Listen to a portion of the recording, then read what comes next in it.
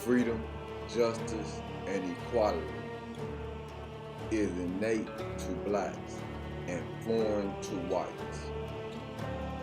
Egypt founded at least 7,000 BC, a minimum 6,300 years before Greek civilization.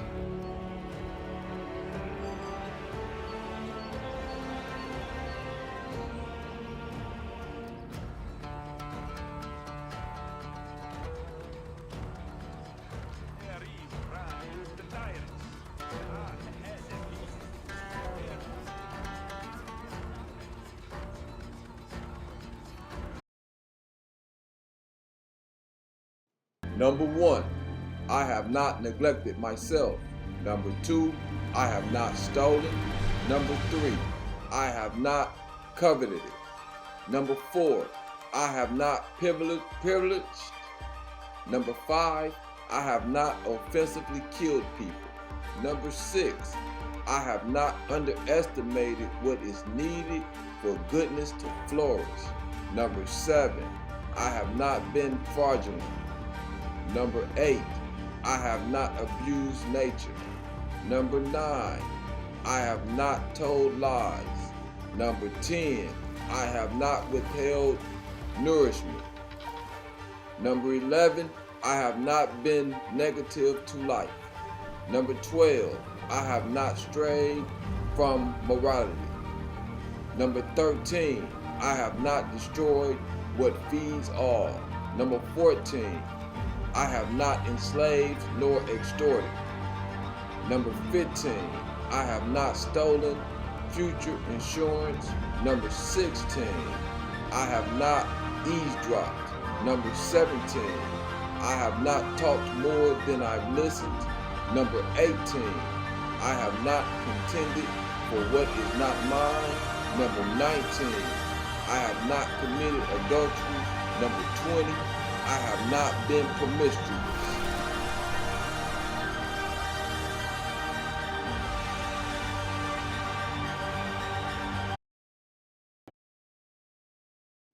"21. I have not indulged in fear nor other emotions that do not really exist. 22.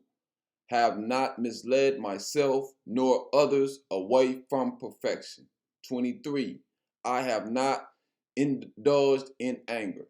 24. I have not been deaf to truth. 25. I have not caused strife. 26. I have not been complicit with injustice. 27. I have not fetishized sex. 28. I have not opposed Mayat. 29. I have not been argumentative. 30. I have not intimidated. 31. I have not neglected patience. 32. I have not lived a lie. 33. I have not gossiped.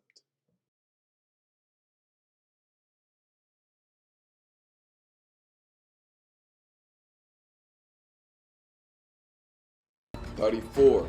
I have not encouraged corruption. 35.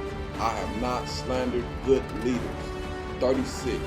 I have not polluted water. 37. I have not been loud of voice. 38.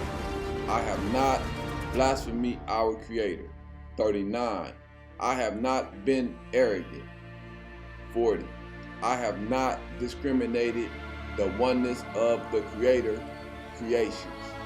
41. I have not lived above my means and put myself in debt. 42. I have not worked against the perfection of my community.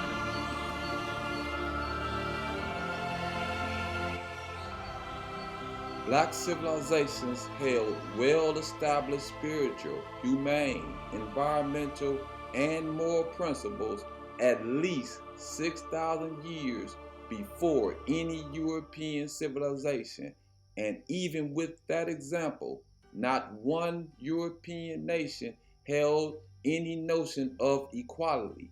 The Greeks, Romans, British, Spaniards, Dutch, American, nations, nor the world's three largest religions, Judaism, Islam, or Christian nations, have not been able to identify the inhumanity in the institution of slavery. Thousands of years after, blacks made it an eternal sin that blocks you from the afterlife.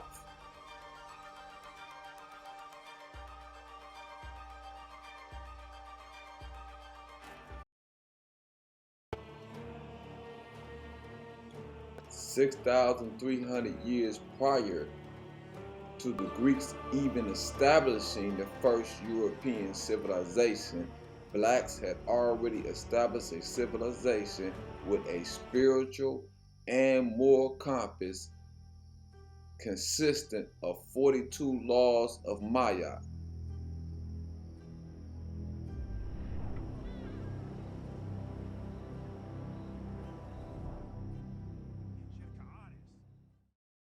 Fed into this, whole cities could be captured and the occupants sold into slavery. The most famous example of this were the Spartan Helots. Largely comprised of the people of Messenia, the whole population was defeated in the 7th century BCE and enslaved, creating a large underclass of state-owned slaves who were tied to the land and treated harshly by the Spartans for hundreds of years.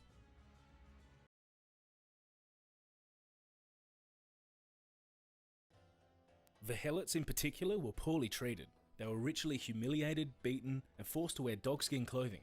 They were force-fed alcohol until they were horrifically drunk, just to teach Spartan teenagers a lesson about alcohol abuse. Members of the Spartan Crypteia would stalk and kill the strongest of the Helots, just to remind them of their place below the Spartiates. Every now and then, the Helots would rebel, but their Spartiate masters, who spent their lives training for war, brutally crushed these rebellions, leaving the Helots without any chance of escape.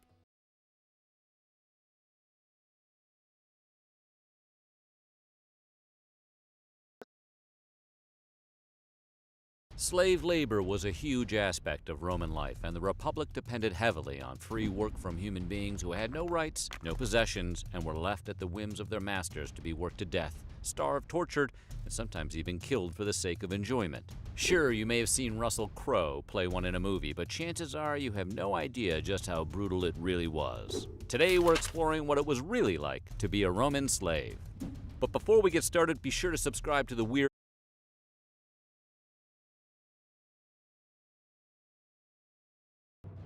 Slaves in ancient Rome didn't just work as domestic or agricultural workers. They did pretty much every single kind of menial job you can imagine.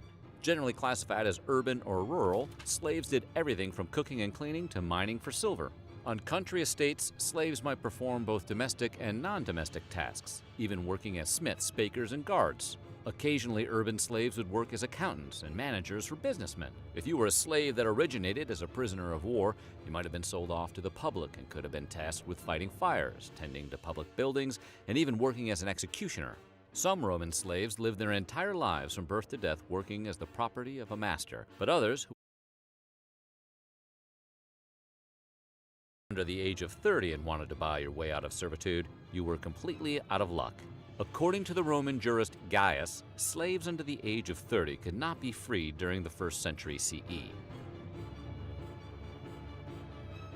Being a slave was cruel and unbearable during any time period, and the Roman slaves were no exception. Slaves who were considered property of their masters were expected to behave, and if they didn't, the consequences were nightmare fuel. In Maniacomi by Plautus, the 2nd century playwright attributes the following words to Messenio, a slave.